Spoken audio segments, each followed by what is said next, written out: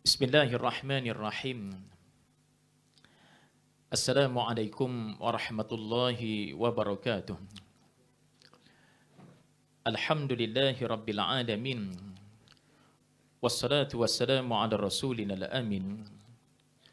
Al-Mustafa Rasulillahi sallallahu alaihi wasallam wa ala alihi wa ashabihi wa man tabi'ahum bi ihsanin ila yaumiddin amma ba'du. قالوا سبحانك لا علم لنا إلا ما علمتنا إنك أنت العليم الحكيم رب اشرح لي صدري ويسر لي أمري واحلل عقدة من لساني يفقهوا قولي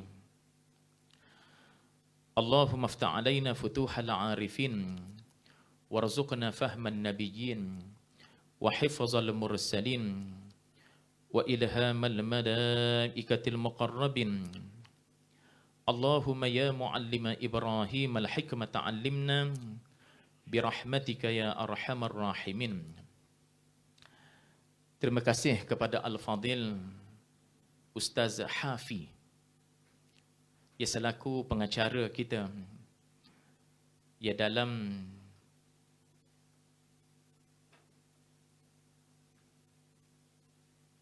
slot Ihya'ut Turas ini.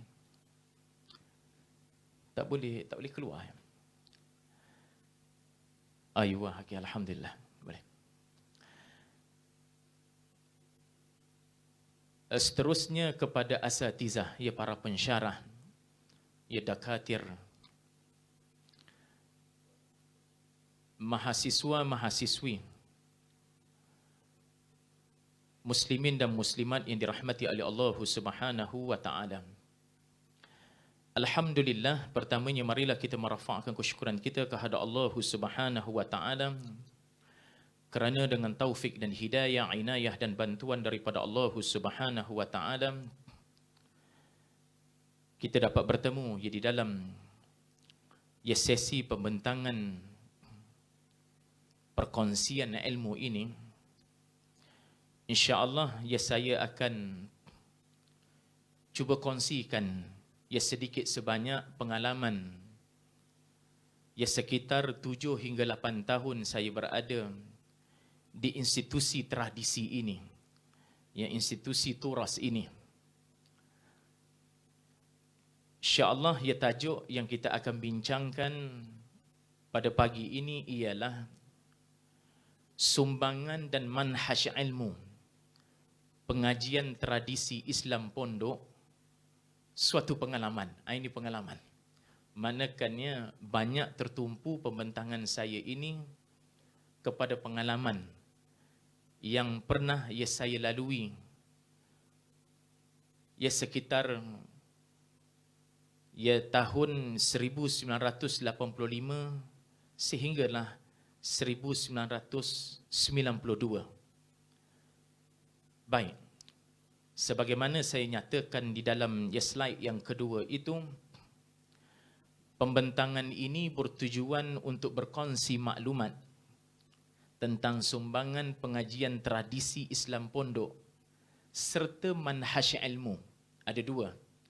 Satu sumbangan, satu manhaj ilmu yang menjadi landasan dalam sistem pengajian tradisi ini. Mana nak cerita bahawasanya pengajian tradisi ini ada manhaj dia.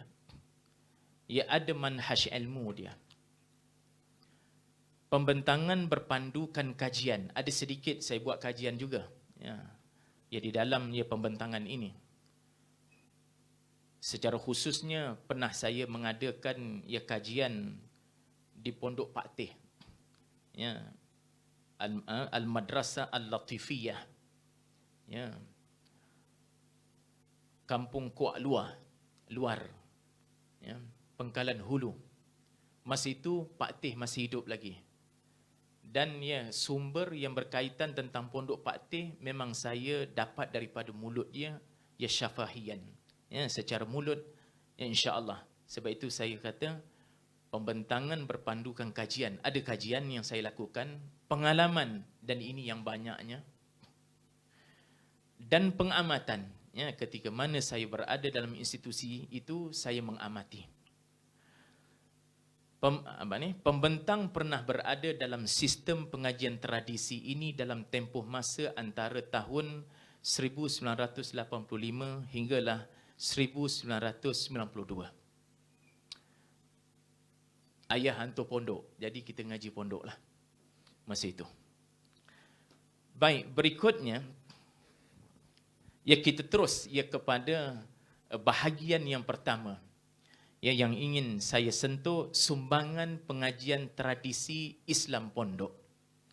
Tengok pada sumbangan, seterusnya kepada manhaj ilmu dan penutup. Itu sahaja. Yang ingin saya kongsikan sebanyak 30. Tapi oleh kerana bagi masa macam panjang benar, itu saya buat juga slide ni, saya tambah lagi mengenai sumbangan. Baik. Slide yang berikut ini, slide yang ketiga ini, kedinamikan pengajian Islam dapat dilihat dalam perkembangannya dari satu tahap ke satu tahap. Bermula daripada pengajian berbentuk halaqah di rumah tuan-tuan guru, kemudian berkembang kepada pengajian di surau-surau dan masjid-masjid. Fasa seterusnya melahirkan institusi pengajian yang lebih teratur di pondok-pondok. Sebenarnya pondok pengajian dia teratur. Walaupun tak ada kerusi meja, tapi dari sudut manhaj adalah teratur, nanti kita akan sebutkan. Walaupun ada, saya menghabiskan kitab Fathul Qarib bawah pondok Tok guru atas pondok, kita duduk bawah pondok. Ialah dari sudutnya duduknya tak teratur, tetapi dari sudut disiplin ilmu dan manhajnya teratur insya-Allah. Sebab itu kita sebut pengajian yang lebih teratur di pondok-pondok. Dengan silibus pengajian kitab turas, kitab tradisi, dan kemudiannya diikuti kelahiran sistem persekolahan. Lepas itu, pondok banyak berubah kepada sistem persekolahan. Berkursi, bermeja. Kemudian ada had tahun dan sebagainya. Dah mula di situ guru dan murid pun dah mula berpisah. Dinantikan ada di sana ada berbeza. Kerana guru sampai pukul 1 saja, kemudian balik rumah. Makna suhbah itu makin lama makin hilang. Pondok meniti.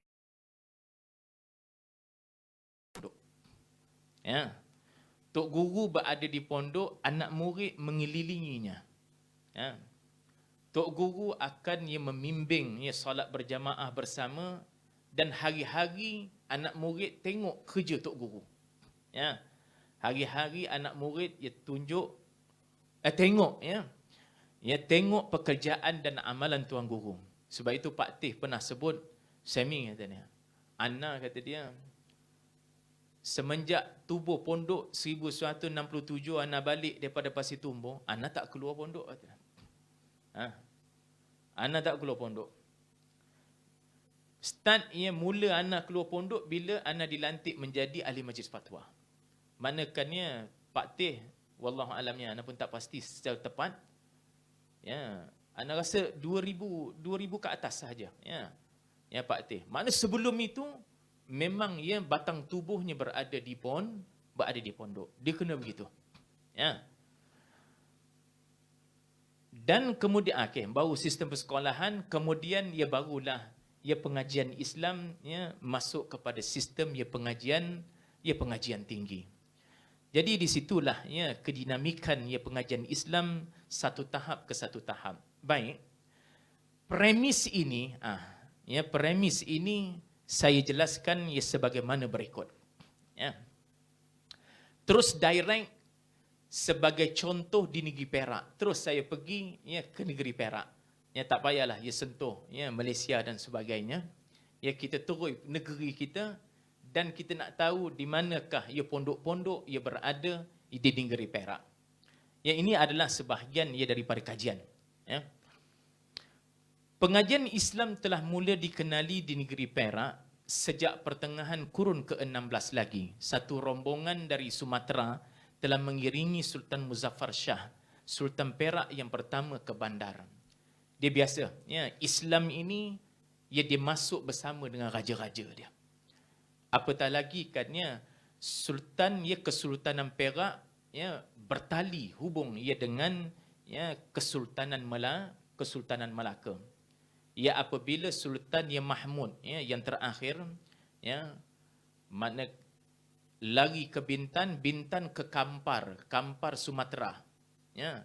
Selepas itulah orang-orang besar Perak ya ia pergi menghadap ia ke Kampar, kemudian bawa anak Sultan Mahmud ni dia, Sultan Muzaffar Shah satu ini.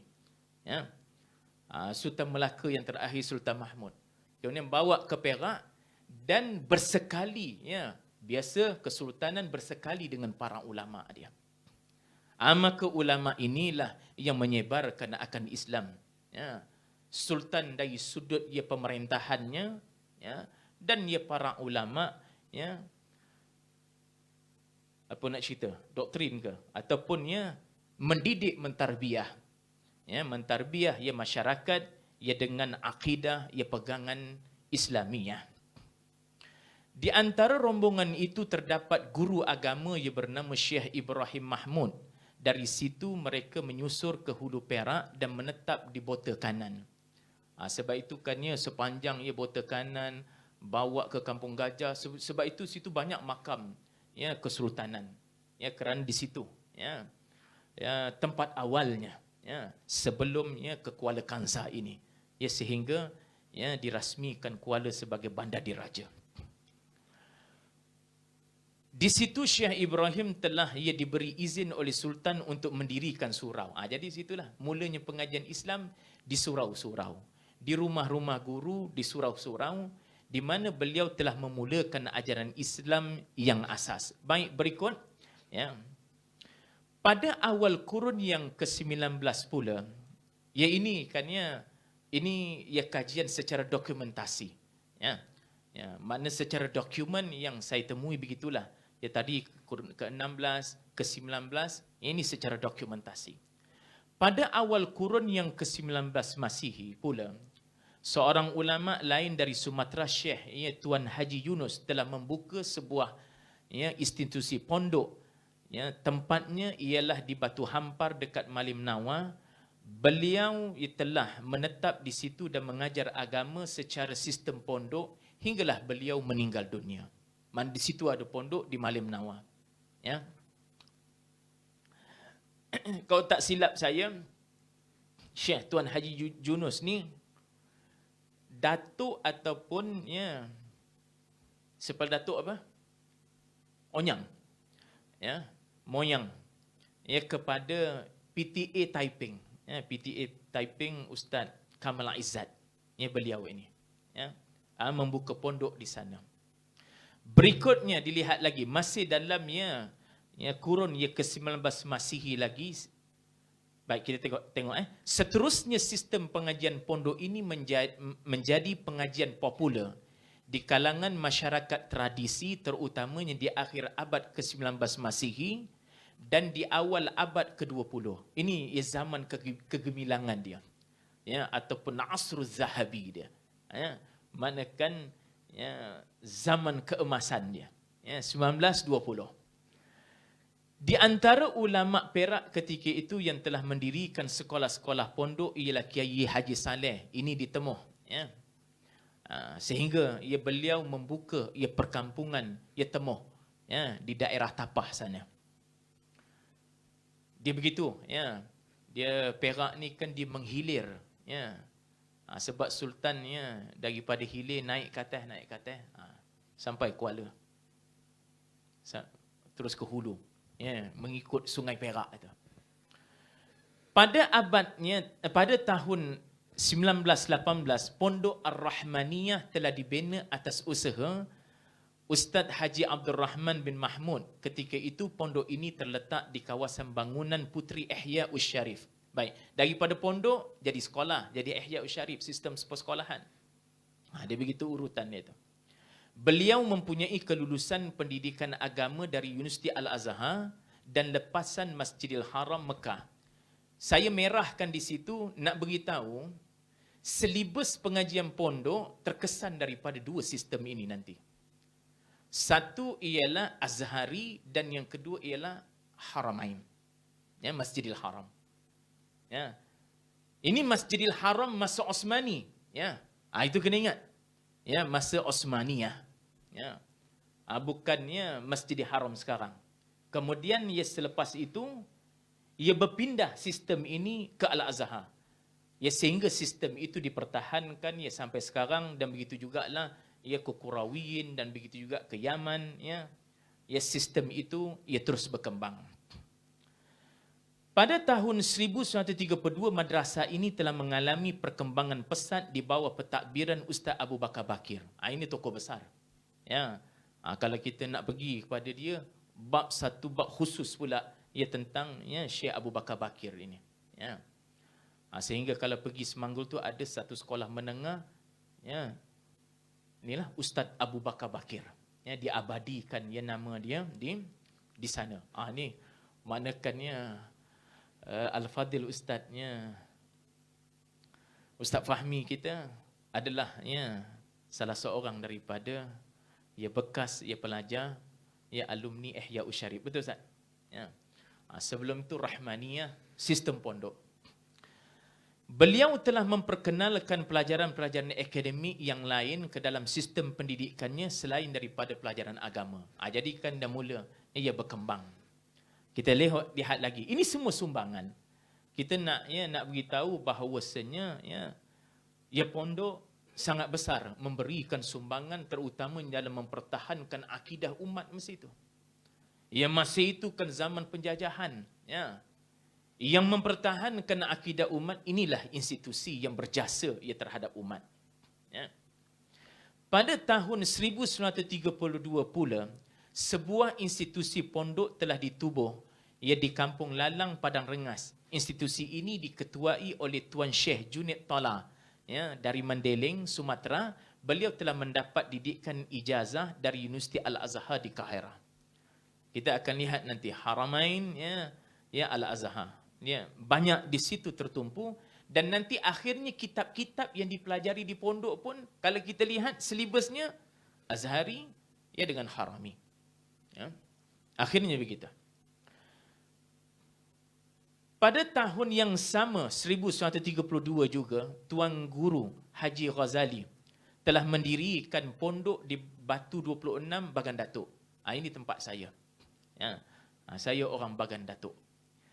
Kedatangan beliau telah disambut oleh seorang hartawan yang terkenal ia di Hilir Perak, iaitu almarhum Tuan Haji Arsyad bin Haji Muhammad Saleh.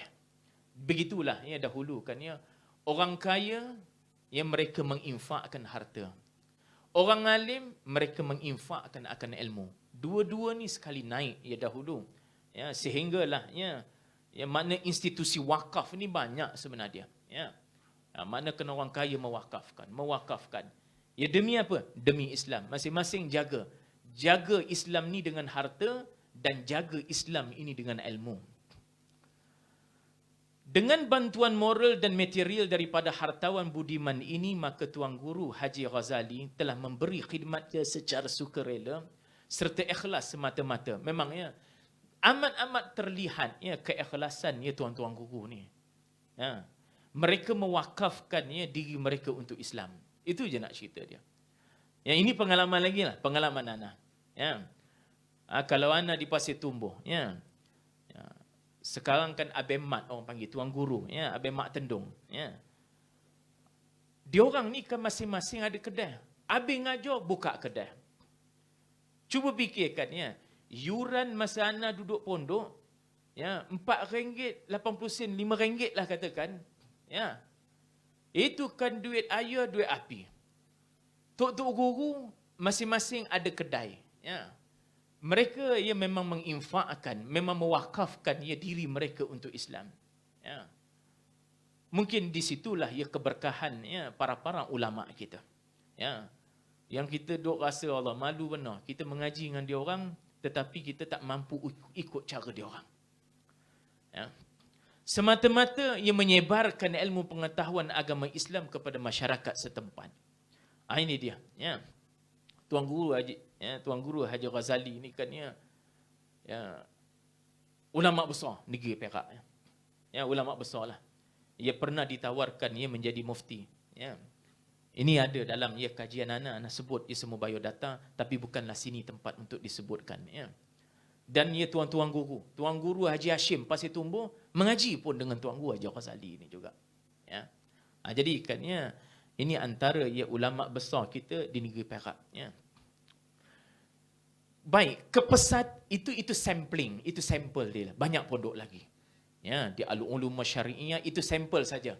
Ya, ini sebagai untuk memukadimahkan sebelum kita pergi nanti manhaj pengajian di pondok. Baik. Kepesatan sistem pondok di Perak adalah atas galakan Sultan Iskandar sendiri. Ya. Ini sultannya yang sangatnya maksudnya kan sultan yang alim. Dia ada buku, dia ada tulis. Ya, Risalah Iskandariyah. Dia menulis. Dia menulis buku. Ya, Sultan Iskandar. Pada tahun 1922, sebuah yayasan agama yang moden yang mengikut sistem persekolahan yang formal, mana ada kelas kerusi yang mula dah sistem yang formal, telah ditubuhkan. Sekolah ini adalah sebuah sekolah agama diraja yang diwakafkan oleh almarhum Duli Yang Maha Mulia Sultan sendiri. Sekolah tersebut diberi nama Madrasah Idrisiyah. Tu, yang di bawah. Yang di bawah kita. Ya. Kalau kita berdiri tu nampak kan di bawah tu. Ya, nampak istana bawah. Ya.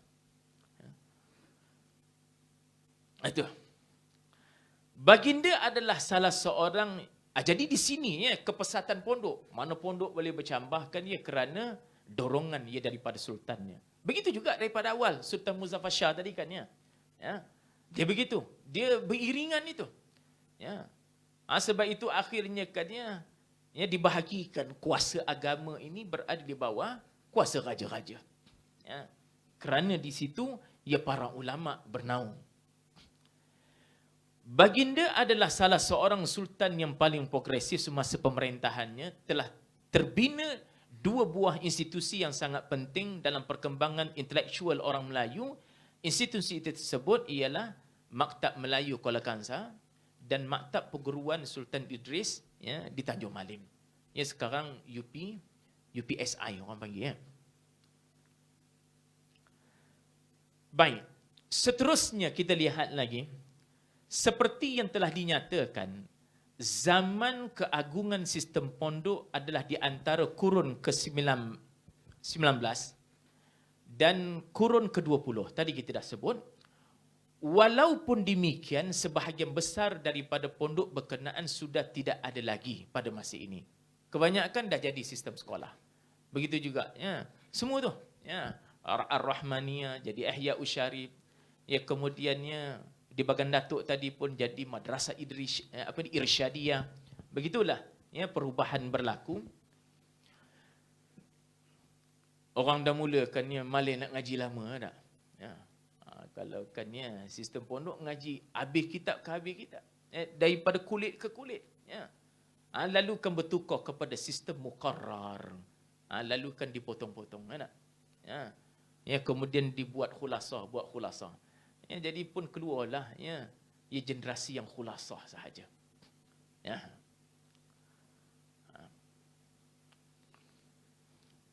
Tidak mengakar ilmu. Kita akan lihat bagaimana sistem pondok ini mengakar, dihalusi, memperhalusi. Kita akan lihat nanti insya-Allah. Ini kita laju, tak begitu laju dah. Namun begitu masih ada sebuah pondok. Ini nak sebut masih ada lagi di Perak pondok. Di pondok di Perak masih ada lagi. Sebuah pondok yang dapat dikenal pasti di negeri Perak iaitu Al-Madrasah Al-Latifiyah. Ini secara langsung saya pergilah secara langsung terus kepada pondok ini. Saya teringat masa Pak Tih masih hidup kalau sebulan sekali, 2 bulan sekali saya pergi jugalah. Kerana tak tahulah jiwa pondok tu dia lekat, ya. Jadi kan duduk, ya, duduk untuk bersohbah, ya, dengan tok-tok guru, ya. Tapi bila Pak Teh dah meninggal ni kan dah jarang nak pergi, ada gak pergilah, ya, tapi dah setahun sekali pula pergi, ya, ke madrasah ini. Pergi, ya.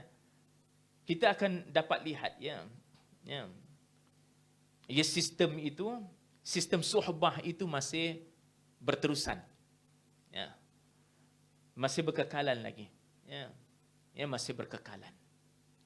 Dan sehingga tubuh badan tok guru itulah, ya, terjemahan praktikal kepada ilmu yang dipelajari. Ada begitu tu, ya. Dia bukannya melontarkan teori kemudian balik, teori balik, praktikal dia tidak nampak. Ini sebahagian sunnah sebenarnya. Rasulullah dia berada di tengah sahabat, ya. Nampak, ya, bila Rasulullah bersabda, nampak amali dia bagaimana. Bersabda, amali dia bagaimana, ya. Sabda satu hal, membuat sabdaan itu, nak buat, mempraktikalkan sabdaan itu, ia satu hal yang lain. Sebab itu dalam tradisi Islam dia tidak tidak berpisah asalnya itu, ya, tidak berpisah, ya. Sebab itu kan, ya, ulama hadis ia memperturunkan dokumentasi, lalu fuqaha melihat amali dia bagaimana, ya. Sebab itu kan, ya, hubungan, ya, hadis dan fiqh, ya, mesti selari. Kalau tidak kita, ya, bermasalah, ya. Kalau directnya kepada Bukhari, kemudian kita terus, ya, untuk fatwa, oh itu berat itu. Kita tengok amali dia bagaimana, ya, ya, di dalam fiqh. Dia maknakan, ya, ilmu itu begitu, ia diperturunkan, ya. Ya, kerana, ya, ilmu, ya, tradisi ilmu Islam ini ialah amal itu sendiri, buat itu sebenarnya, ya. Jadi kan, ya, kadang-kadang kita lihat pada hari ini ilmu tu kan dah tinggal bahas dia, ya. Mana tinggal, ya, teorinya. Itu sebab itu kadang kita banyak bergaduh, ya. Sebab amal dia sudah tidak nampak, ya. Akhirnya kan, ya, kita berteori, ya. Ya, lebih banyak, ya, kepada teorinya. Baik, seterusnya, itulah, ya, alamat pondok dia. Ya, makna bila beliau balik saja ke kampung halaman dia pada tahun 1967 setelah menamatkan pengajian beliau di Pondok Madrasah Ad-Diniyah Al-Bakriyah, Pasir Tumbuh, Kota Baru, Kelantan. Anak interview dia, ya, dia mengapa, ya, tak kurang daripada 10 matan, ya. Daripada ilmu metodologi dia sampailah kepada ilmu konten dia, ya. Dalam nahu, ya, Alfiyah, ya, Ibnu Malik, ya, dalam kepala, ya. Dalam saraf, ya, daripada matan bina maksud sampailah lamiyatul af'al, ya. Itu dari sudut ilmu metodologi. Dalamnya ilmu balaghah, matan Jawahirul Maknun, ya. Dalam ilmu apa lagi? Mantik, ya. Ya, matan Sulam Al-Munawwaraqah. Ya, anak interview tak lebih, tak kurang, itu semua ada, ya, anak tulis, ya. Itu, ya, kena khas pula lah, ya. Maknakannya alim, ya. Pak T alim, ya. Ya, memang alim. Makna ilmu metodologi itu dihafal, ya. Ilmu metod tu kena ada pada dia. Sebab itu dia tak salah pada ilmu konten akhirnya. Ilmu amal akhirnya tak salah, insya-Allah. Ya, kerana alat untuk menganalisa itu ada pada dia. Baik. Secara khusus masa saya mengkaji itu, saya melihat dari sudut pengajian hadis. Sebab itu di sini sampel di pengajian hadis. Pengajian tradisi Islam pondok, pengajian hadis di Pondok Pak Tis sebagai contoh, sebagai sampel dia. Ya, pengajian hadis, kerana tumpuan saya di situ, ya, masa, ya, kajian ini dibuat. Baik. Di pondok ini pengajian hadis diajar dengan meluas. Memang meluas, ya. Ya, pengajian hadis anda boleh berdiri tak? Tak apa nampaklah sini. Ya, mata dah tua dah. Sini dia jelas. Ya. Ya, di pondok, ya, pengajian hadis, kitab-kitab hadis riwayat dipelajari secara meluas di sini. Ya, saya tengok meluas. Ini interview saya dengan Pak Teh. Ya. Tapi kannya ini kitab-kitab hadis ini diajarkannya mutaakhiran kepada kannya anak-anak murid yang dah mengaji 7-8 tahun hingga 10 tahun ke atas. Diorang baru mengaji hadis. Ya. Nanti kita akan lihat urutannya sebab apakah ya. Mengaji hadis, mengaji tafsir untuk anak murid 7-8 tahun hingga 10 tahun ke atas. Mereka kan dah kemah ilmu metodologi. Bila ilmu metod dah kemah, barulah dihidangkan kepada mereka masdar, sumber. Ya. Baru dihidangkan kepada mereka masdar, sumber. Kalau tidak, kan ia takut salah memahami sumber jikalau sekiranya persiapan metodologi tak kukuh. Ya. Dia sumber lah kan. Ya, saya ini tok guru lah. Ya, sentiasa ia memberikan contoh. Sumber lah. Kalau orang Perak, sumber air, orang Perak apa dia? Sumber air dia. Sungai Perak. Ya, sumber di Sungai Perak. Kalau kita nak minum air, kita terus ke Sungai Perak ke cedok minum?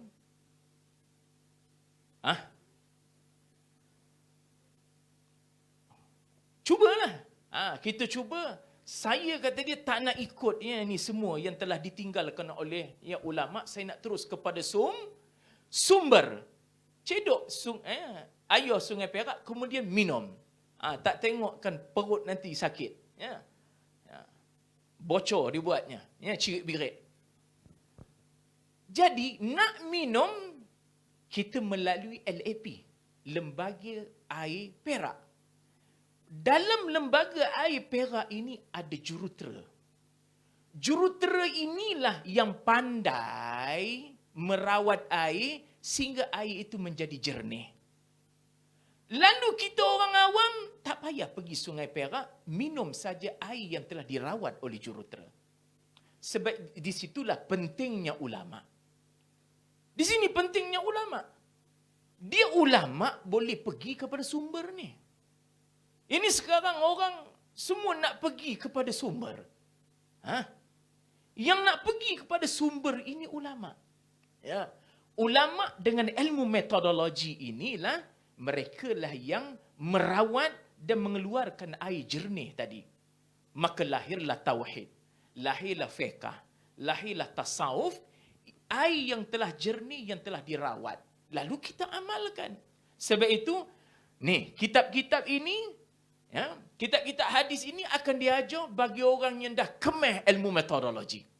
7-8 tahun, 10 tahun dah, 15 tahun duduk pondok, baru bertemu Al-Jami' Sahih Bukhari. Boleh baca lah ya, sampai bawah. Ya, boleh baca sehingga sampai bawah. Memang, ya, Kutubus Sittah boleh katakan semua ni. Cuma Ibnu Majah aja tak ada ni. Ya, Ibnu Majah tak ada. Muwatta' ini Jawahir yang telah dikeluarkan daripada Bukhari, Mukhtasar pun daripada Bukhari juga, ya, Matan Arba'in, Riyadhus Salihin, Azkar Nawawiyah, ya, Durratun Nasihin. Ya. Dan ia diraya Manzubah Baikuniyah, ya. Ya, Syarah Baikuniyah. Dan begitu juga ya, Raf'ul Astar. Ini kali yang ini kan ya, silibus ini silibus Harami ini, ya, tanah haram ni, ya. Syekh Muhammad Mashhad, ya. Yang ini Mesir, Mukhtasar Abi Jamrah. Azhar. Baik, seterusnya. Baik, kitab-kitab tu tengok saiz besar dah. Ada 15 tahun mengaji, ada 10 tahun. Ya. Nak bagi masa. Sekarang pukul 11 baru. Okay, boleh lagi ya. Kemudian ya Sahih Muslim 10 tahun menghabiskan Abu Dawud. Tengok ya saiz besar lah. Ya boleh tengok di sini. Kemudian Nana tanya kepada Pak Teh, apa tujuan ngaji? Hadis di pondok. Pak Teh jawab 3. Ini yang ketiga ni sepatutnya. Pertama, melaksanakan dan menterjemahkan hadis Rasulullah SAW di dalam kehidupan masyarakat. Menanamkan sifat kasih sayang terhadap Rasulullah. 3, membentuk akhlak masyarakat sebagaimana akhlak dan budi pekerti Rasulullah SAW. Baik, berikut. Baik, sistem macam mana ia mengajar? Ni, 2 benda ni. Terikat ia dengan kitab yang dibaca, teks, ia dengan menjelaskan setiap apa yang terdapat dalam kitab tersebut, tetapi tidak banyak menambah apa-apa ulasan yang lain. Cara inilah yang paling banyak berlaku di pondok. Ya. Cara kedua, cuba kalau kita fikirkan ya. Mana orang tahan kan ya ngaji, ya duduk di pondok 15 tahun. Ya, misalnya nak Nabi kan Bukhari. Itu sebelum tu ilmu metodologi dahulu. Ilmu metod dahulu. 7-8 tahun, kata 10 tahun. Mana duduk pondok 25 tahun. Ada 20 tahun itu biasa kalau di pondok. Itu biasa. Ya, yang mengaji. Ya, di pondok. Tapi kan dia hilang kesabaran. Ya. Ya, Anas saya peribadi pun ya, macam itu juga. Ya. Akhirnya setakat dapatlah 7-8 tahun. Kemudian kan ya, wallahu alamnya mudah-mudahannya. Tak tahulah kita nak kata. Ya. Jadi kan kalau kita tengok begitu. Ya akhirnya kan ya, sebab itu kan kalau kita lihat ya. Kalau yang mengaji betul-betul mengaji. Biasa. Ya. Ada yang ya tak berapa nak mengaji. Itu memang ada. Yang mengaji bersungguh, kita akan lihat kalau mereka membahaskan sesuatu halus. Ya, halus. Ya, kerana bermula dengan metod dahulu. Ya, akhirnya ia barulah dapat dia faham Al-Quran dan Sunnah sumber itu dengan baik. Ya, InsyaAllah faham ia dengan baik. Baik, cara kedua ialah selain daripada membaca dan menjelaskan apa yang terdapat dalam kitab berkenaan, ditafsir pula secara meluas ya dengan berpandukan kepada kitab-kitab hadis yang lain. Inilah ya antara yang berlaku ya cara penyampaian. Baik, berasas kepada pengajian kitab-kitab hadis yang dibaca di pondok serta tempoh masa bertahun-tahun, maka pengajian hadis cara di pondok dari satu sudut adalah baik dan berkesan kerana setiap murid dapat memahami satu-satu kitab dengan sempurna, lebih-lebih lagi diulang bacaan pada satu kitab sehingga beberapa kali. Memang diulang, ya, banyak kali. Tapi khususnya bukanlah kitab hadis. Biasanya fiqh, tauhid, ya, tasawuf ni biasa diulang banyak kali. Ya. Anda ingat Fathul Qorib 3 kali, ya, anda duduk mengaji, ya. Ulang ya sampai ya 3 kali duduk mengaji Fathul Qorib tu. Baik, secara umumnya tapi tadi anda katakan ini sampel ya, sampel ialah Kutubus Sunnah ya masa kajian ini dilakukan. Jadi kitab-kitab induk ummahat Kutubus Sunnah ia dipelajari ia di pondok ya. Baik. Akhirnya untuk bahagian yang pertama ni sumbangan ini, walaupun pendidikan didapati di pondok tidak dapat memberi jaminan pada penuntut-penuntutnya dari segi peluang pekerjaan, memanglah tak ada sijil. Ya. Tak ada sijil. Ya, mengaji tak ada sijil. Ya. Tetapi ternyata cuma tok guru, ya, dia akan berikan tanda tangan kitab yang kita tamat. Daripada kulit ke kulit, doktor, tok guru tanda tangan. Maksudnya kan ya, boleh dia diperturunkan. Ia boleh mengajar. Ya. Mana juga kan ya, kitab yang kita khatam. Sebab itu biasa tok guru dia akan mengajar kitab yang mereka khatam. Di sinilah kan ya diperturunkannya sanad itu. Sanadnya keilmuan itu. Ya memang diperolehi daripada kulit ke kulit ya ilmu tersebut. Baik. Berjaya menyumbangnya, okey. Di Perak khususnya telah berjaya menyumbang dan memainkan ya peranan yang penting ya dalam menyampaikan ajaran Islam kepada masyarakat Melayu khasnya. Ini kerana pondok-pondok tersebut telah memberi pelajaran-pelajaran asas membolehkan penuntutnya meneruskan pengajian mereka ke peringkat tinggi. Biasa, habis pondok ke Mekah. Begitulah biasanya. Habis pondok, ya biasanya ya ke Mesir dan sebagainya ataupun ya ke Syria. Ya itu biasanya ya tempat ya seterusnya untuk menyambung pengajian. Itu pengalaman. Ya, ana pun kalau tidak nak pergi ya ke Mekah juga masa itu. Tapi takdir Allah Taala, ya Allah Taala hantar anak ke Azhar. Itu sahaja. Ya, kalau tidak nak pergi ajiat, ya di ajiat itu ya dipelajari, ya dia secara ya pondok juga, ya sebagaimana ya berjalan di pondok-pondok. Wallahu alam sekarang ya sama ada terus berjalan ataupun tidak tak tahu ya di ajiat itu. Baik, okey, ini bahagian yang kedua manhaj ilmu. Ini itulah ya sedikit kita lihat ya sumbangan ya pondok ia di dalam menyampaikan Islam dan bagaimana tuan-tuan guru mewakafkan diri mereka, ya, mewakafkan diri mereka untuk ilmu dan untuk Islam, ya. Dan ya, ilmu ini, ya, institusi ini menjadi tempat kepercayaan yang masyarakat Melayu, ya, pada waktu tersebut, ya. Kerana ya masa itu kan ya serangan ya kristianisasi hebat, ya. Kemudian kan sekolah-sekolah dalam bentuk missionary pun tumbuh masa itu kan, ya. Namun tetapnya orang kampung, masyarakat Melayu percaya kepada institusi ini. Jadi kan institusi ini ya berjaya dalam mempertahankannya akidah umat, ya, dan keislaman umat itu. Baik. Sekarang saya nak pergi kepada bahagian yang kedua, manhaj ilmu dalam pengajian tradisi Islam pondok. Di sini bagaimanakah nazariyatul ma'rifah, teori ilmu. Ya, teori ilmu. Ini ia banyak melalui pengalaman, ya. Asas pembentangan saya bahagian yang kedua ini ialah pengalaman dan pembacaan saya kepada buku-buku silibus pondok. Ya. Ya. Melalui pengalaman dan ia melalui ya silibus. Jadi dalam buku-buku yang dia ajar di pondok. Baik. Mula dulu dengan ya ta'rif ilmu dulu, ya. Di sini saya tukar kepada bahasa Arab, ya. Ya, kerana ada sahabat yang menyediakan sebelum ini, ya, dalam bahasa Arab, saya teruskan ya dalam bahasa Arab di sini, ya. Jadi ilmu itu sendiri ialah idrak, dapatan. Dapatan al-mutabik yang tepat lil waqi' bagi realiti an dalilin menerusi bukti. Ya. Dapatan yang tepat ya dengan realiti kejadian menerusi bukti. Jadi kan ya di sini kita akan lihat nanti.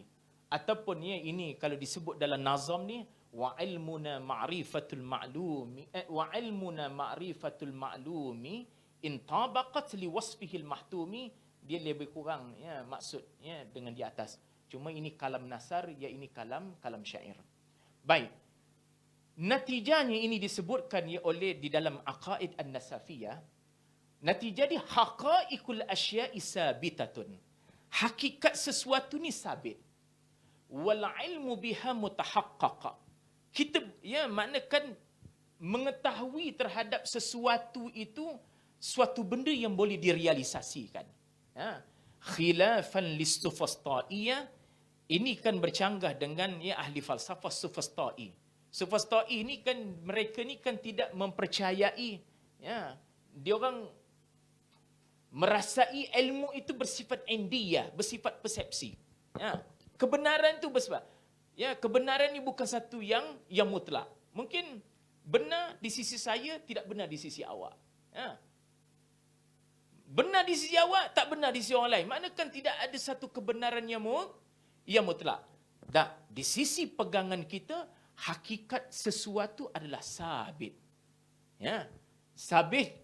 Makna kita mendapatkan ilmu terhadap hakikat tersebut boleh direalisasikan. Ya. Boleh direalisasikan. Baik.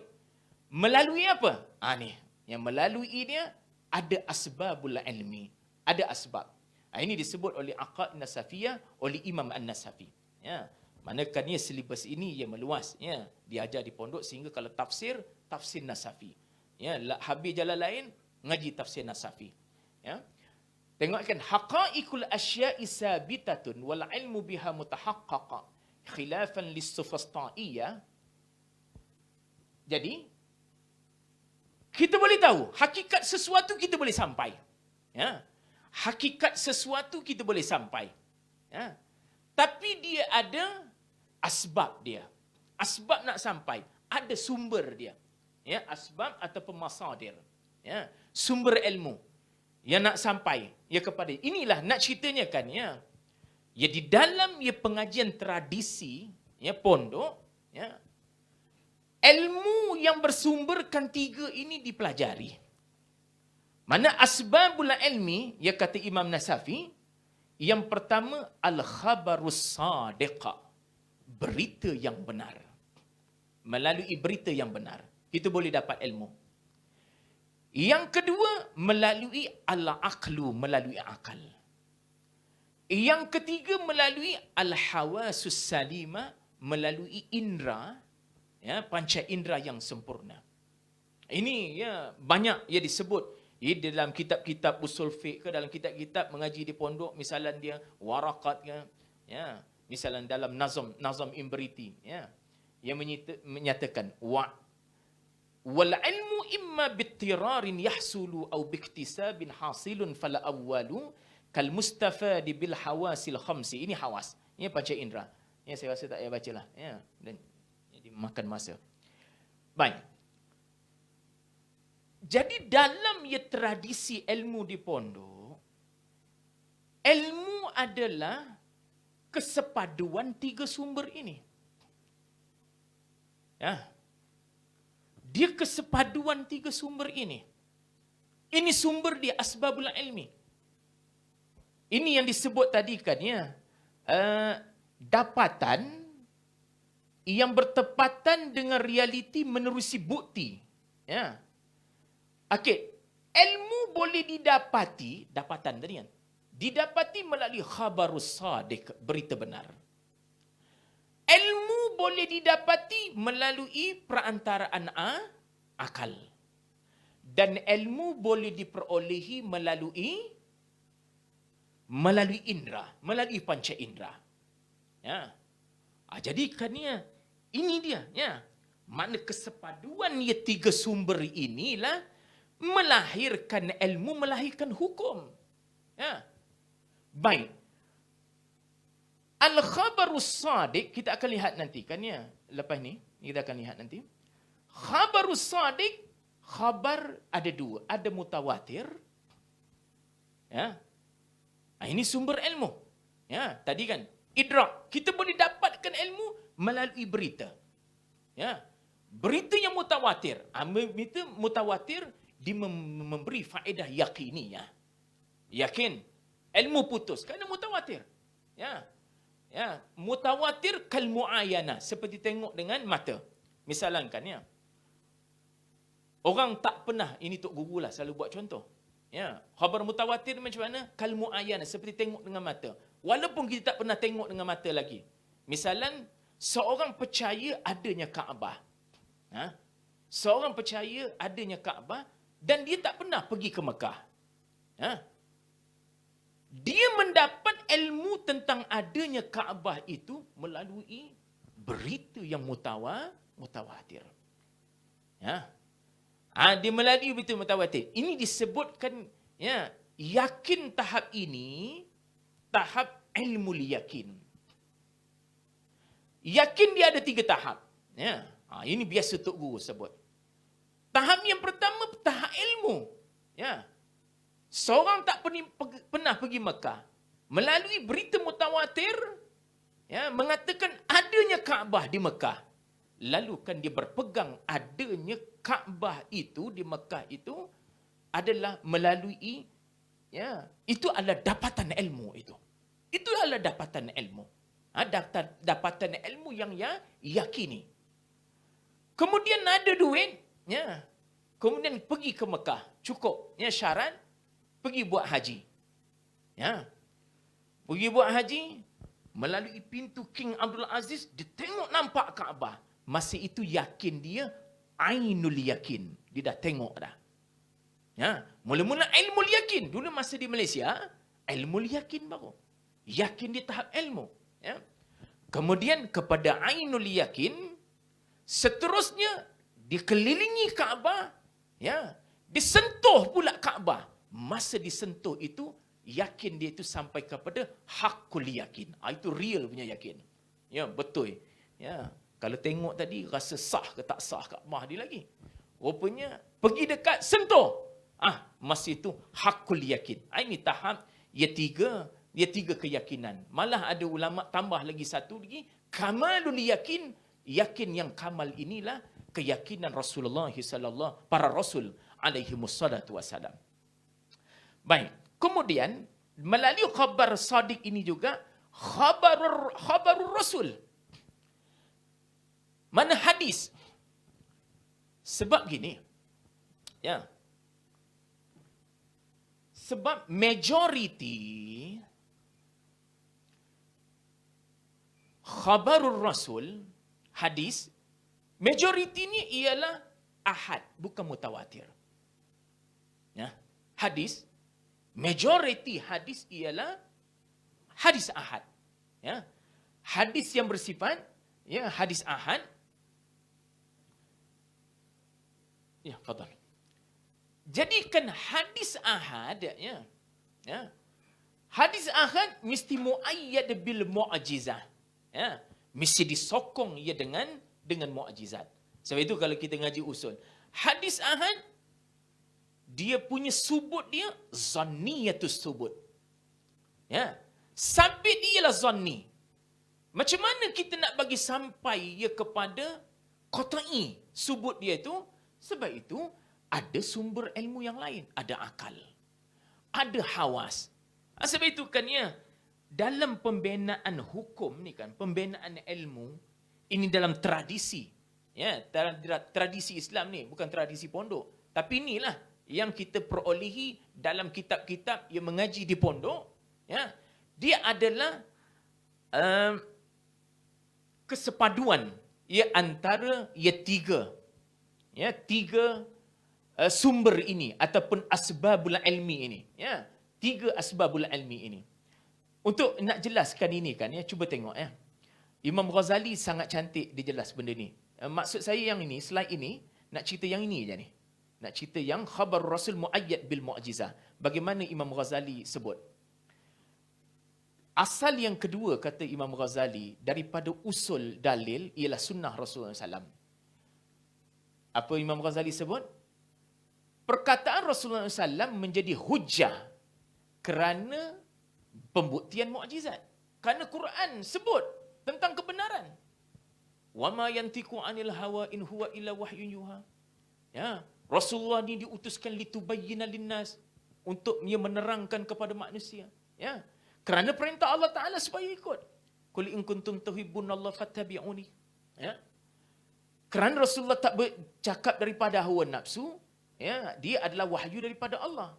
Sebab itu wahyu sebahagiannya wahyu yutla, yakni Al-Quran, dan satu lagi wahyu yang la yutla, iaitu sunnah Rasulullah sallallahu alaihi wasallam. Ya. Kemudian ya, ini tempat syahid anak ya. Perkataan Rasulullah SAW menjadi hujah atas mereka yang mendengar perkataan Rasulullah itu syifahan. Dia mendengar secara syafawiyan. Siapa yang mendengar secara syafawiyan? Sahabat. Sahabatnya yang mendengar secara syafawi ini, secara mulut. Ya. Secara mulut yang direct, ia secara langsung ialah para sahabat. Ya. Adapun kita sampainya berita Rasul itu melalui mukhbirin, melalui perantaraan perawi.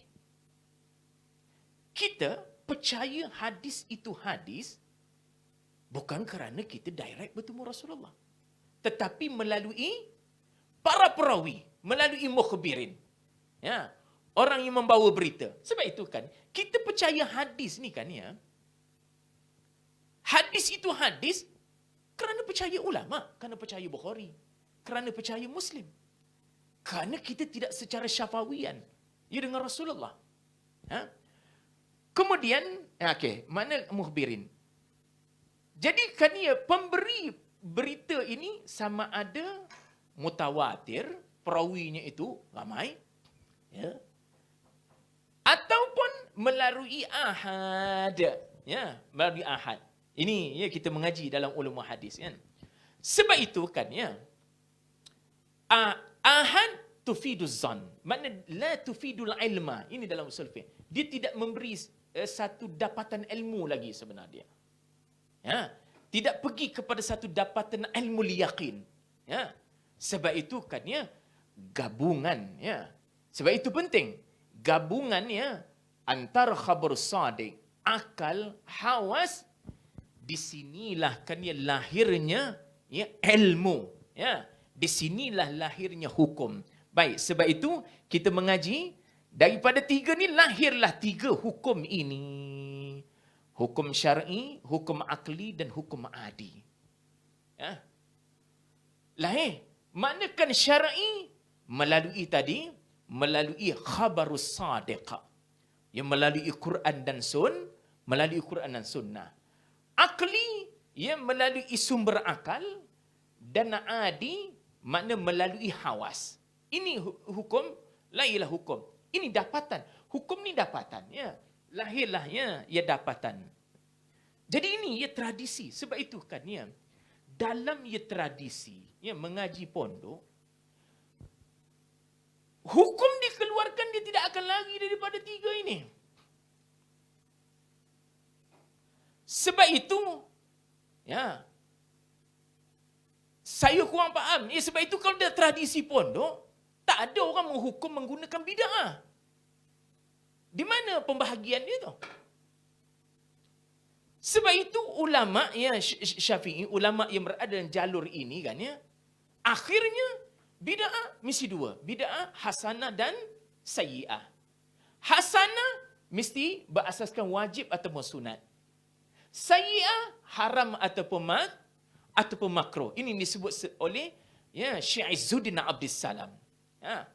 Sebab itu ya tak pernah dengar daripada mulut tok guru. Malah anda mengaji hadis ya di Azhar pun tak pernah keluar daripada tok guru yang hadis ya di Azhar menilai hukum mestilah berasaskan kepada tiga ini. Untuk nak tahu wajib apa, sunat apa, haram apa, makruh apa, itu kan ia memerlukan kepada ilmu metodologi. Baik. Daripada sumber barulah keluar dapatan. Baru kita boleh hukum. Nak hukum dari sudut ya syar'i ya. Sebab itu kena beza. Hukum ia dari sudut akli dia ataupun ia hukum ia dari sudut adi. Ini biasa adi ni hukum yang bersifat empirical, ya sains. Ya pasti isbatur rabti baina amraini wujudan wa adaman. Baik. Dan ini tradisi di pondok kan ya. Pembinaan ilmu tu begitu. Ya, pembinaan ilmu malah bukan pondok saya sebut tadi ni. Ya, kita kembali balik. Ya, mana haram Makkah ia dengan Azhar tadi kan ya. Situ asalnya tu. Baik. Kemudian untuk nak mengisbatkan hukum tiga tadi itu mesti ada manhaj ilmu. Tengok bagaimana nak keluar hukum itu. Dia bukan mudah sebenarnya. Dia ada manhaj ilmu. Ada 4 jenis manhaj. Ya, ada 4 jenis manhaj. Ya. Pertama manhaj tasabbut dan tabayyun, di sini ada ulum. Ya, tulis ulum pun lagi baik ni. Ada ilmu-ilmu yang berkaitan dengan tasabbut dan tabayyun.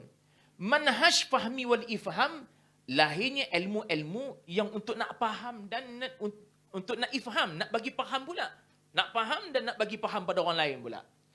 Kemudian ada pula manhaj tahlil ma'anin nas. Bagaimana nak analisis nas tadi. Quran hadis tadi nak analisa bagaimana. Maka lahirlah ilmu-ilmu hujah. Ini wat tahlil ada waw ni ya. Ya wat tahlil. Bagaimana ilmu hujah dan ilmu menganalisa. Akhirnya barulah kan lahirnya ilmu yang diistimbatkan oleh ulama. Kita lihat untuk lebih jelas lagi ya di sini. Tengok Ghayatul manahij ilmiyah, matlamat manhaj ilmu tadi, matlamat manhaj ilmu yang 4 itu, lifahmil wahyi, untuk nak faham wahyu. Sebab itu kan nak pergi kepada sumber itu. Tadi kan macamnya saya sebut tadi kan sumber air Sungai Perak tadi kan. Ya. Nak pergi mesti jelas. Mesti jelas asbabul ilmi, kemudian hukum yang lahir daripada asbabul ilmi, dan apakah manhaj dia? Ya, apakah metod dia? Untuk nak faham wahyu dan masdar, mana Quran dan sunnah, maka melalui step dia 4 manhaj ini. Tengok. Pertama, manhajut tasabbut wa tabayyun. Mana manhaj untuk memastikan nas itu memang pasti sungguh-sungguh.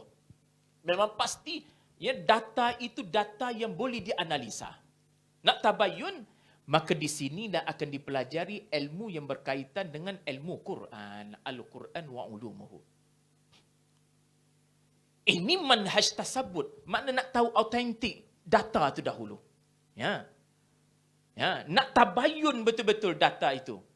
Di sinilah al-hadis wa ulumuhu berperanan. Sebab itu kan dia step tu, ya.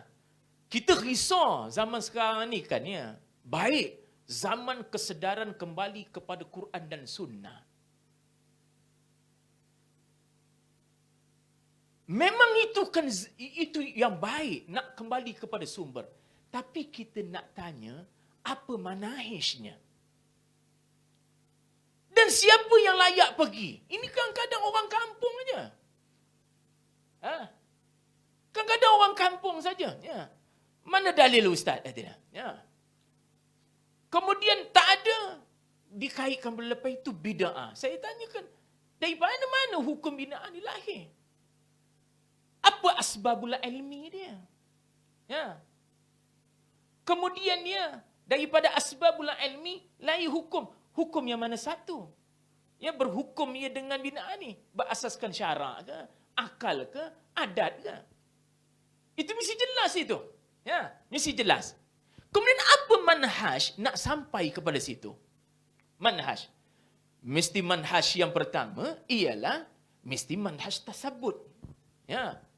Ya, pastikan ia autentik. Maknanya keaslian. Ya, keaslian data. Ya. Di sinilah. Kalau oleh kerana Quran ni kan dia mutawatir, dia kurang perbalahan. Tapi bila sampai hadis, di sini luas. Ya. Luas ia perselisihan berlaku. Ya. Kerana berbagai-bagai jenis hadis. Ya. Ya. Dan ia berbagai-bagai pula pandangan ulama terhadapnya. Ya. Maka di sini mengaji ilmu alat berkaitan dengan hadis. Ilmu alat banyak di sini, ulumuhu. Jarawah ta'dilnya, ini yang kalian mengaji hadis, mengaji takhrijnya, mengaji manahijul muhaddisin, ya. Ngaji semua tu, itu baru nak selesai manhaj yang pertama. Lepas itu kena mengaji pula ilmu fahmi wal ifham. Macam mana nak faham? Sebab itu ia dipelajari ilmu-ilmu ini. Nahu, sarab, balaghah, mufradah, istiqaqan, arud wal qawafi. Ya.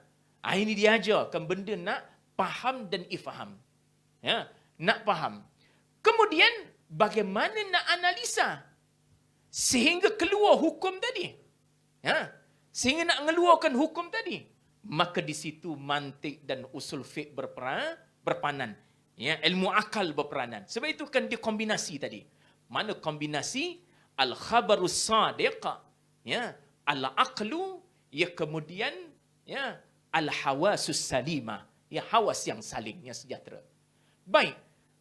Daripada ini kepada ini cara nak faham, cara nak analisa ini, lahirlah ilmu.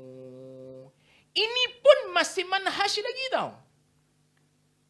Sebab itu kalau di pondok mengajar ilmu kalam, ilmu fiqh, ilmu tasawuf, tok guru i'rab lagi tau. Dia i'rab sampai ada ya bab mantik, dia cerita mantik. Sampai bab ngaji usul fiqh, dia hurai usul fiqh. Saya teringat ya masa di Ipoh kita panggil Pak T. Ya, setiap minggu kita panggil. Ya. Minggu ke bulanan. Setiap bulan kita panggil. Ya, Mufti Pening, ya dengan Pak T kita panggil. Mengajar kitab turah, mengajar kitab iqna, mengajar qawaidul fiqhiyah. Bila kan Pak T mengajar fiqh, ya, Pak T i'rab, ya. Ya, Pak T kan sampai usul fiqh, cerita usul fiqh, ya. Kemudian ada seorang pensyarah tu kata ni, Pak T ni nak ngajar nahu ke nak ngajar fiqh? Ya. Dia nak ngajar nahu, ngajar fiqh. Sebab bila ngajar fiqh ni kan, dia masih manhaj lagi. Manhaj bagaimana ulama istimbat fiqh ini melalui ilmu alat ini. Macam mana keluarnya fiqh ini dia melalui ini ni. Step dia. Step dia melalui ini. Baru sampai ini. Kemudian akhirnya apa? Tujuan 4 ini, tujuan dia nak faham wahyu. Baru boleh rujuk Quran dan Sunnah. Baru boleh mengaji hadis. Baru boleh mengaji tafsir masa itu. Sebab itu, mengaji tafsir, mengaji hadis, kalau di sistem pondok adalah peringkat yang terakhir. Setelah mana jelas ini, jelas manahij ini, jelas bagaimana nak analisa, dan jelas pula bagaimana cara ulama istimbat. Dalam akidah, ilmu kalam, cara dia, istimbat dia. Ilmu fiqh, cara hukum zahir, cara hukum batin melalui tasawuf. Melalui ilmu tasawuf. Jadi kan melalui 4 step ini kan barulah dapat faham wahyu. Dia isu kembali kepada Quran Sunnah, memang semua kembali Quran Sunnah. Cuma isu dia satu pertanyaan lagi, bagaimana cara kembali itu? Bagaimana cara kembali? Kemudiannya, adunan ulama, asbabul ilmi tadi kan, adunan itu baru keluar hukum melalui manhaj ini. Sebab itu bila tanya ulama ke mana dalil, bila mana dalil, terpaksa kita kena rombak balik. Terpaksa kita kena rombak balik semula. Kerana dalil bukan Quran saja, bukan hadis sahaja. Kerana ijma', kerana kan di situlah mutawatir lahir ijma', kias lahir daripada dua itulah, akal dan hawasus salimah. Sebab itu masadirul ahkam amaliyah dalam fiqh 4 tu kan. Kita biasa ulang. Quran, Sunnah, Ijma', Qiyas. Quran, Sunnah, Ijma' lahir daripada khabarus sadiq tadi. Qiyas lahir daripada mana? Akal dan hawasus salimah. Dia lahir daripada situ. Jadi kan kita tengok pula ilmu dia. Manhaj tasabbut, ini madah-madah yang diajar. Ini manhaj tasabbut. Kalau tajwid, ngaji hidayah. Ini sebahagian kecil je. Sebahagian kecil. Sebab saya tak reti nak menambah lagi baris tu kan. Jadi saya tak tambah dah. Ini sebahagian sampel. Ini sampelnya. Ini bukan keseluruhan. Ini bukan keseluruhan.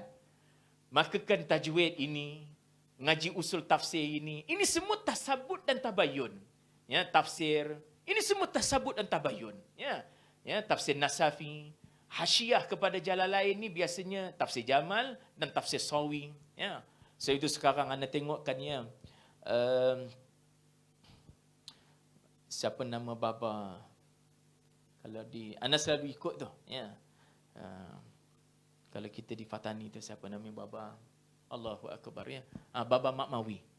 Baba Makmawi, alim besar tu, pakar rujuk tu, ulama-ulama Fatani tu. Baba Makmawi tu. Tapi kalau dia mengajar, kita ngantuk. Tapi kan Masya Allah ilmu. Sekarang ni kan dia sebelum ini mengajar ilmu metod Sekarang baru nak buka tafsir tafsir As-Sawi ni baru nak buka, tafsir Jalalain dengan syarah dia As-Sawi.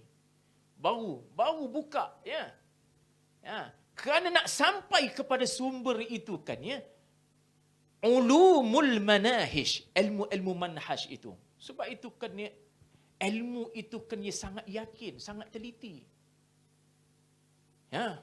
Sangat teliti. Baru dia ngajar Riyadhus Salihin, anda tengok. Dah berumur, dah tua, umur 70, dekat 80, baru nak ngajar benda tu. Sebab itu sumber. Kerana kan ulama kita dulu kan dah analisa, dah jadi ilmu. Dah jadi bahan ilmu untuk kita beramal. Kemudian hadis pula, inilah antaranya. Manzubaitul Bakiniyah, syarah dia Raful Astar. Ini antaranya. Ini antara. Tadi hadis banyak saya tulis di atas tadi. Kerana saya tak reti nak menambah baris ni tu. Tak boleh nak tambah lagi. Kemudian ilmu faham, madah dia apa madah dia? Fahmi wal ifham. Kalau nahu matan jurumiyah dulu syarah. Syarah dia banyak ni. Syarah mengajikan Mukhtasar Jiddan. Lagi apa? Ngaji Syekh Khalid, ngaji Aishmawi. Kemudian mutammimatu lil ajurumiyah. Ini tanda panjang bukan hamzah ya. Ataupun kawakibud durriyah. Kemudian ngaji qatrun nada wa ballus sada. Ya, kemudian matan alfiyah. Ini antara ya yang ana sempat mengaji. Ana sempat mengaji benda ini semua. Alhamdulillah. Ya sempat mengaji. Ya. Yang tertulis ini semua sempat mengaji. Sebab masa itu kan ana sahabat yang menulis ya melalui ingatan ana saja. Jadi ana pun tak ubah dah. Ya. Pastikan benda yang kita mengaji. Saraf ya mula matan bina wal asasi. Ini ada ya ni ya. Wal asasi ya matan aizi dan syarah dia. Yang ni Kailani. Lamiyatul af'al. Ini sampai matan maksud. Matan maksud sepatutnya ya selepas izi matan maksud. Kemudian kemuncak ni lamiyatul af'al. Alhamdulillah sempat mengaji ni. Balaghah husnus siyagha. Kemudian untuk mempermudah diguna juga balaghah wadihah. Ini moden dah balaghah wadihah ni. Ya. Husnus siyagha kemudian balaghah wadihah. Ada satu lagi ialah jawahirul maknun. Ya. Itu ya. Saya sempat mengaji tapi tak sempat khatam. Jawahirul maknun. Ya dengan Abellah. Ada satu lagi jawahirul maknun. Ya. Ini semua kan nak faham dan ifaham. Ya. Faham dan ifaham. Tadi apa? Ada lagi tak sebut ni. Ya. Antaranya kan arud wal qawafi. Ya. Dia ajar mukhtasar. Ya. Mukhtasar syafi. Ya. Lagi apa lagi? Ya. Yang tak sebutkan ilmu istiqaqat tadi kan. Ngaji ilmu istiqaq. Ya. Ya. Ngaji dhammun raf'un tafsir tok kenali dahulu, mesti ngapai dulu. Nanti akan saya sebut ya metod menghasilkan ilmu nanti di akhir nanti saya sebut sikit. Kemudian usul fiqh dia pula matan warakat ya, kemudian nazam matan warakat ila taifu isyarat. Ini ngaji. Ya, wajib ngapai pula ni. Ya. Alhamdulillah ngapai juga sebersikit ni. Ya. Kemudian ini ilmu nak analisa. Ya. Kemudian mantiknya sulam munawwarah, kemudian makulat 10. Ya, makulatul ash.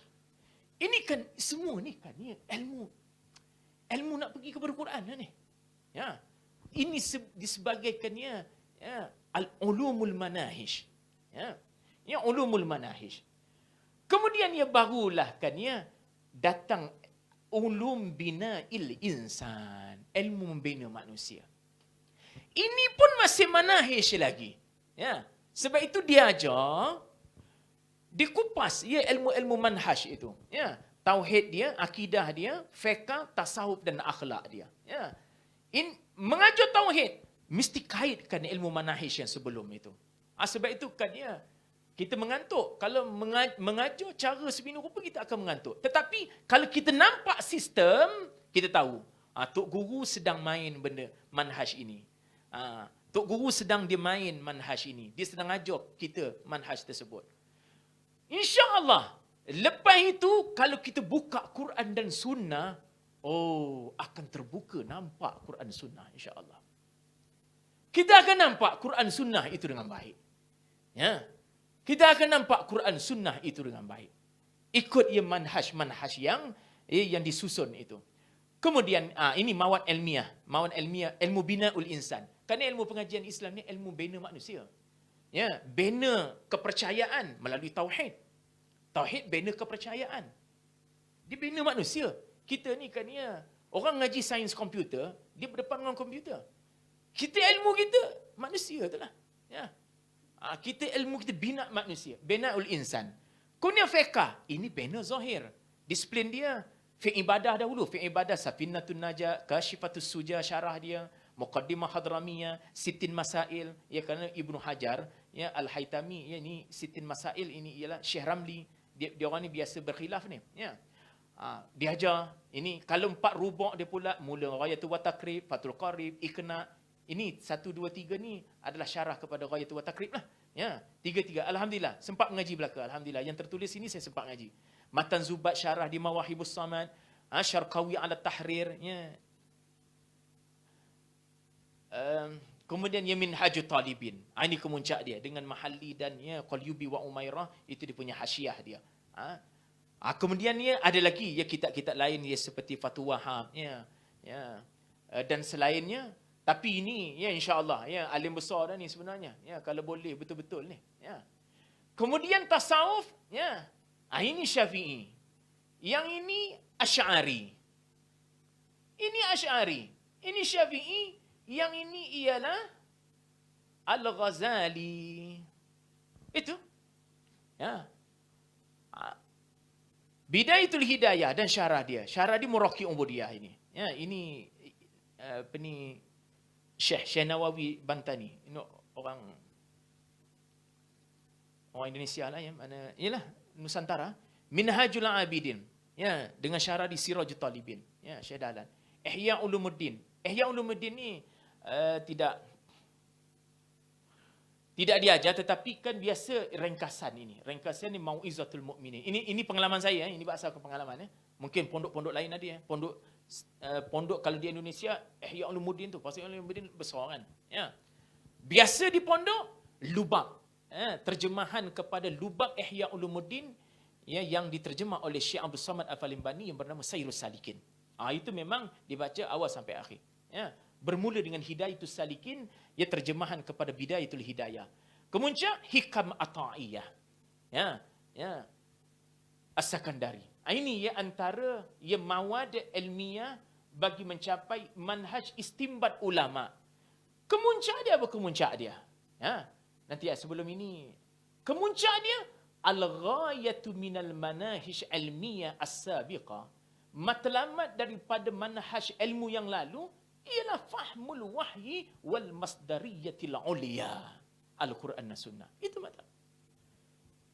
Kalau kita ikut manhaj itu, insya-Allah bila pergi kepada Quran dan Sunnah, insya-Allah pergi dengan tenang dan pergi dengan jelas insya-Allah. Ya. Kalau ia ikut ia dengan ikut dengan sempurna. Ini saya ambil daripada slide-nya Dr. Aiman Al-Akiti ini ya. Ini slide beliau yang beliau bentang ya satu pembentangan anjuran Jabatan Mufti. Bagaimana nak ceritanya kan ya tiga ilmu ni kan ya. Tiga ilmu ni, tauhid, fiqh, tasawuf. Tauhid Asy'ari, fiqh Syafi'i. Mana tasawuf ia Al-Ghazali dan Junaid. Ini sebenarnya kan ini ditulis ya tengok Ini amanat ya. Ini tok guru pondok itulah. Tuan Guru Haji Abdullah Fahim, mana datuk kepada Pak Lah. Ya. Perdana Menteri kita yang kelima ya. Lima kan? Ya. Kelima. Ini dalamnya ketika muktamar akhir Persatuan Ulama Semalaya. Ya. Apa beliau kata? Bismillahirrahmanirrahim. Ini penting. Alhamdulillah wassalatu wassalamu ala sayyidina Muhammad wa ala alihi wa sahbihi amma ba'du. Tuan-tuan sedia maklum ya. Ya. Ya sedia maklum bahawa ya orang bangsa Melayu Semelaya ya ini dari peringkat ke bawah hingga peringkat ke atas, awam, qadi, ulama, menteri hingga raja-raja, sekalian mereka itu bermazhab dengan mazhab Imam Syafi'i kata dia. Tiada seorang pun ya yang bermazhab lain daripada mazhab Syafi'i. Kemudian beliau menyebut yahrumu kharqul ijma'. Apabila mereka ambil mereka itu, mana dia orang mengambil ilmu hukum-hukum fiqh Syafi'i daripada kitab Tuhfah, kitab Nihayah, ya. Kitab Al-Um dan Mukhtasar ringkasan ni. Tadi yang kita sebut itu kan itu yang telah datang ulama Syafi'i yang di bawah, ya. Dan terjemahan dia kepada bahasa Melayu seperti Sabilul Muhtadin. Sabilul Muhtadin ialah Syekh Arsyad Al-Banjari. Kemudian Bughayatul Tullab, Syekh Daud Al-Fatani. Kemudian Matlul Al-Badrin, Syekh Daud juga. Dan lain-lainnya. Usuluddin ni pula itu fiqh. Usuluddin dia atas perjalanan Abil Hasan Asy'ari. Diambil daripada syuruh ya, dan hawashi Ummul Barahin dan Jawharah tadi. Kita sebut tadi ya. Ya. Dan sebagainya daripada kitab-kitab Melayu yang diterjemah Aqidatun Najin dan sebagainya, Durrus Samin, ya. Diambilkannya dari ilmu tasawuf pula. Ya, tadi Usuluddin tasawuf, tadi fiqh. Tasawuf pula diambilkan daripada Minhajul Abidin, Ihya Ulumuddin dan terjemahan ya kepada Melayu. Ya, seperti Sayrus Salikin. Maka ini kitab-kitab dan seumpamanya ya sekali hukum-hukum di dalam kesemuanya mustambat, hukum yang telah diistimbat daripada Quran dan hadis tadi kan melalui ilmu manahij Ya, sehingga sampai kepada Quran.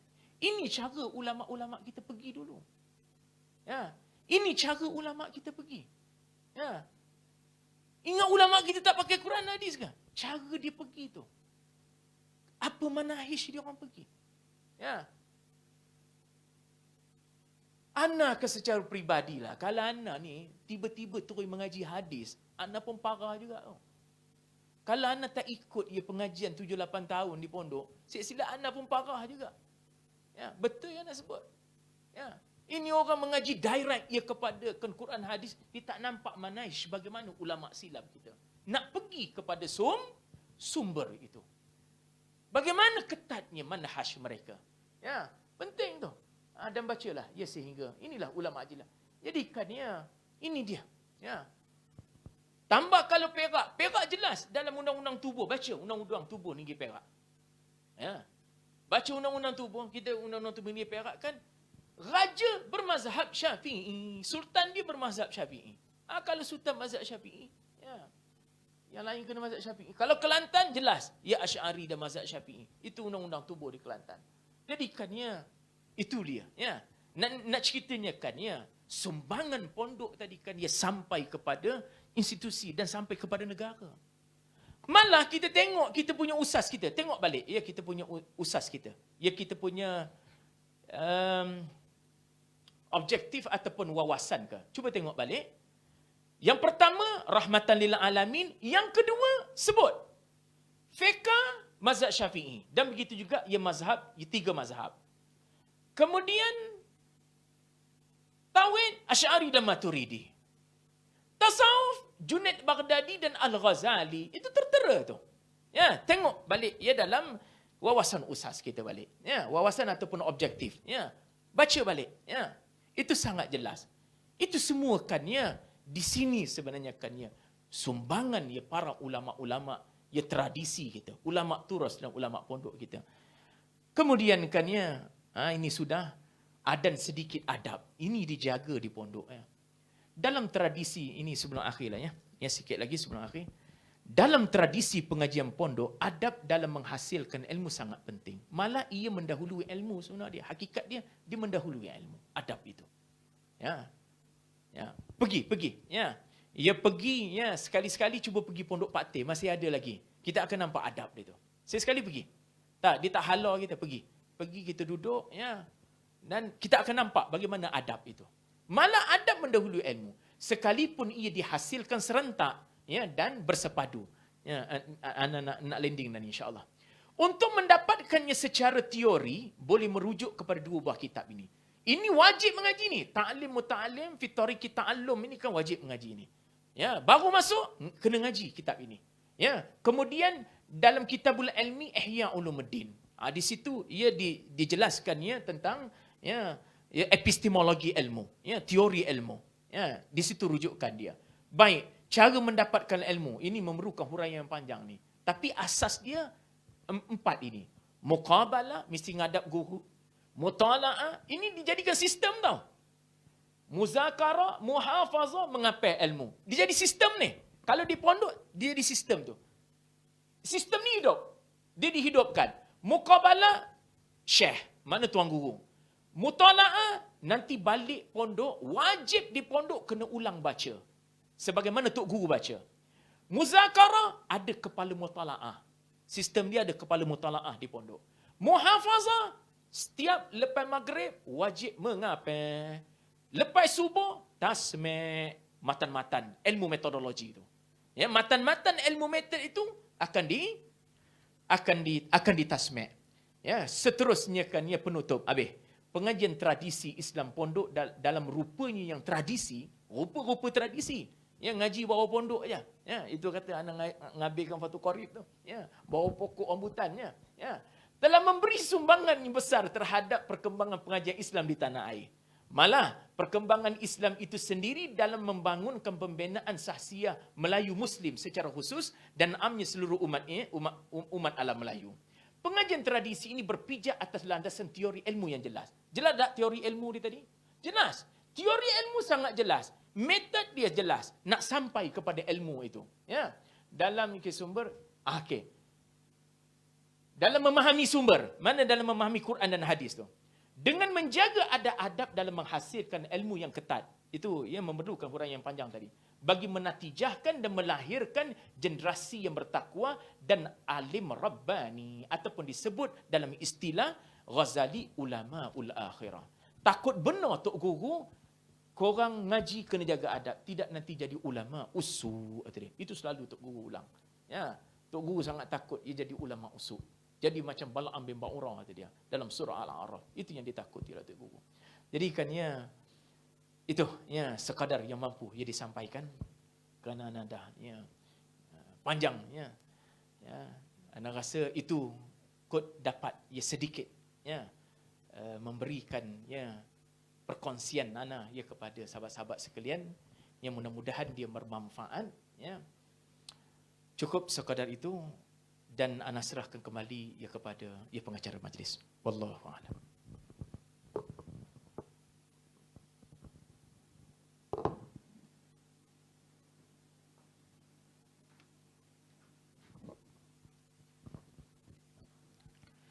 Bismillahirrahmanirrahim.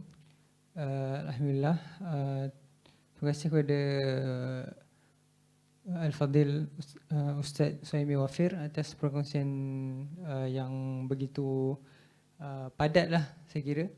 Yang mana dimulakan dengan perkembangan ilmu Turath itu sendiri, perkembangan ilmu Islam dari sudut di dunia Islam secara am dan secara khususnya di Malaysia sejak dari tahun kurun ke-19 Masihi hingga ke-20 Masihi, dan di mana itu adalah zaman keemasan pengajian pondok itu sendiri. Kemudian kita pula dihidangkan dengan manhaj ilmu pondok tu, pengajian Islam di pondok, dari sudut kitab-kitabnya, cara pengajiannya yang tersusun. Dan akhir sekali kita diterangkan pula tentang sumbangan ilmu pondok tu kepada masyarakat. Bagaimana ilmu dari pondok ni sumbangannya kepada masyarakat secara sosial, secara akademik dan sebagainya. Jadi sekarang ni kita pergi kepada sesi soal jawab pula. Boleh Ustaz?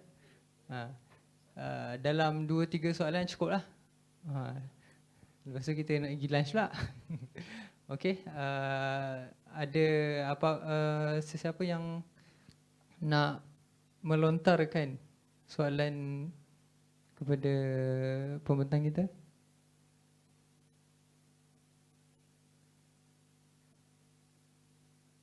Yang kat FB Ustaz tengok.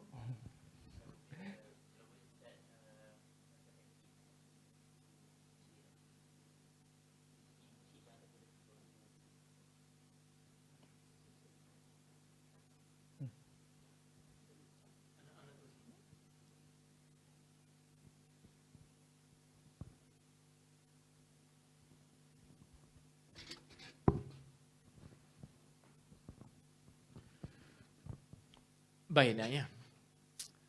Begini ya. Terima kasih ya kepada ya Al-Fadhil Ustaz yang bertanya. Berhubung ya tentang ya ciri peribadi tuan guru lah kan ya. Ya. Ini saya sendirilah yang interview Pak Teh lah. Dia orang ni kan ya, ilmu tidak berpisah dengan amal. Itu. Ya. Pak Teh dia tak tinggal qiyam satu. Ini anak interview dia. Dia tak tinggal solat tasbih. Pak Teh tak tinggal solat tasbih. Setiap hari kan dia Pak Teh mesti solat tasbih. Yes. Kemudian kan solat duha, ya Pak Teh ya tak tinggal. Ya.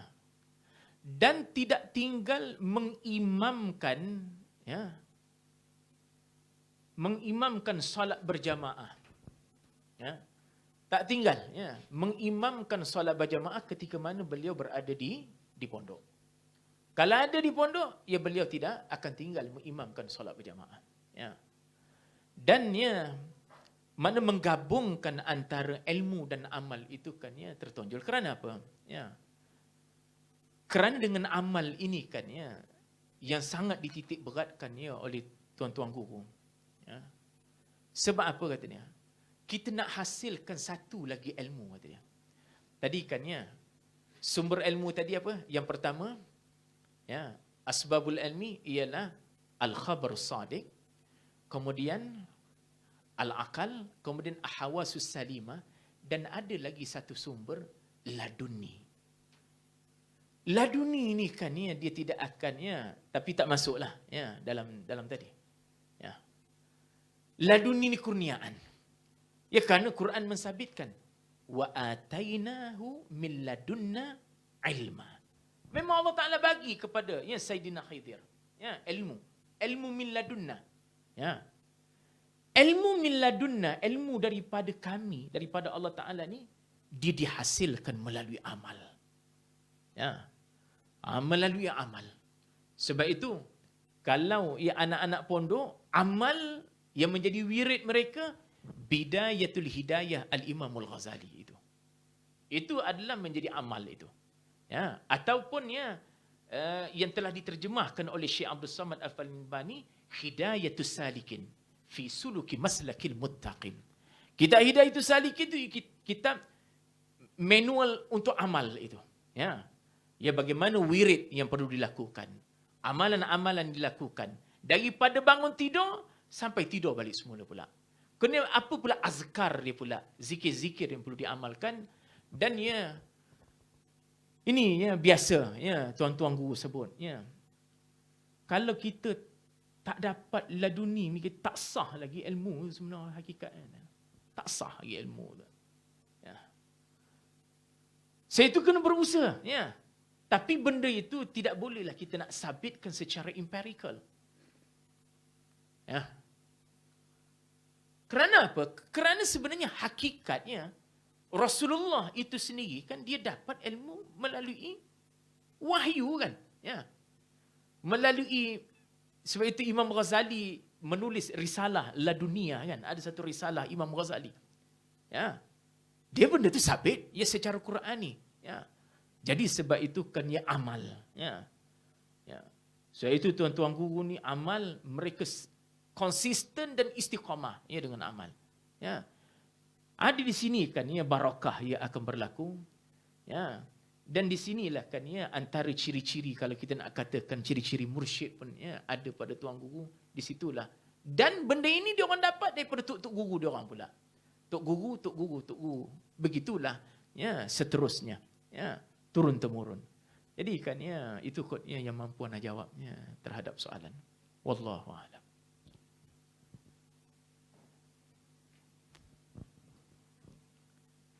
Okey, itu adalah soalan yang pertama. Ustaz Arif kena salin tu 4 perkara tu. Kena amal kan. Okey, untuk soalan yang kedua ada okey.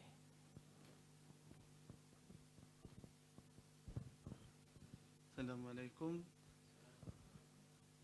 Saya selalu lihatlah perbandingan akhlak antara pelajar universiti dengan pelajar pondok.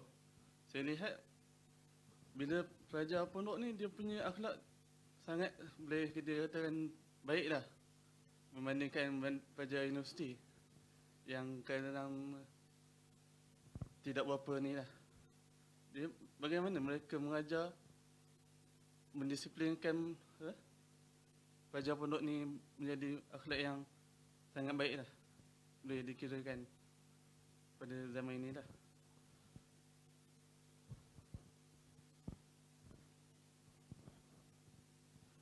Sebab itulah ya tadilah kan ya yang disebut tadi. Makna kan ya tuan guru itu sendiri sebenarnya dia menterjemahkan secara praktikal. Ya. Kemudian anak murid melihat. Ya. Dia belajar dia secara melihat direct ni kan dia berbeza daripada peraturan yang ditampal. Ya. Dia kesan dia berbeza. Ya. Peraturan kemah, peraturan kita ditampal. Tetapi dia tak wujud ia di dalam alam realiti. Tapi tok guru walaupun dia tak tampal, ada jugalah tampal jugalah. Ya, ada adab ditampal. Ya. Ya. Namun kan ya mereka menterjemahkannya hari-hari dengan anak murid. Sebab itu tok guru dia tak keluar itu sebab anak sebut. Ya paktik dia tak keluar. Ana tak keluar sat suami kata dia. Ya. Ana kan masa paktik hidup ana boleh kata dengan rapat juga dengan dia. Ana boleh jumpa dia sampai ke kebun dia, sampai ke bilik kitab dia pun boleh. Ya, dia bawa ana sampai ke bilik kitab dia. Ya. Jadi kan ya mereka tadi kan akhlak tadi kan sebenarnya akhlak ni buat sebenarnya amal itu. Jadi kan ya yang ana boleh jawab bahawasanya Tok Guru dia berjaya ya secara amali ya dan praktikal menunjukkan amalan itu. Dan ana tengok di sinilah ya sukar. Mungkin ya kita boleh bawa sistem pondok ni kan ya dari sudut ilmu dia, tapi kan dari sudut budaya amal dia tu kan mungkin ya sukar kita nak. Ya dia mesti ada ya mursyid dia tadi tu. Ya tokoh dia tu. Ya yang dia mewakafkan diri dia berada di pondok, Tok Guru yang layak dari sudut akademik dia pula, ya, dan dari sudut amal dia. Jadi kan ya di situlah ya kesan ya yang saya lihatlah. Ya kesan yang paling besar ya kalau macam di Pasir Tumbuh. Ya Tok Guru lepas subuh tengok anak murid kan ya tak bangun lagi kan, dia turun, dia akan bawa baldi, dia akan siram pondok basah. Ya. Jadi kan ya Tok Guru berada di situ. Ya. Nak melahirkan Tok Guru, nak ada Tok Guru macam itu. Nak ada Tok Guru macam itu kan ya. Sehingga menjadi ikutan ya kepada anak murid. Ya, itu yang ana rasa sukar ya untuk kita nak lahirkan. Dari sudut akademik kita boleh bawa turun. Dari sudut akal dia. Ya. Tapi kan dari sudut amali dia tu mungkin sedikit disukar ya untuk kita nak ya perturunkan. Ya wallahu a'lam.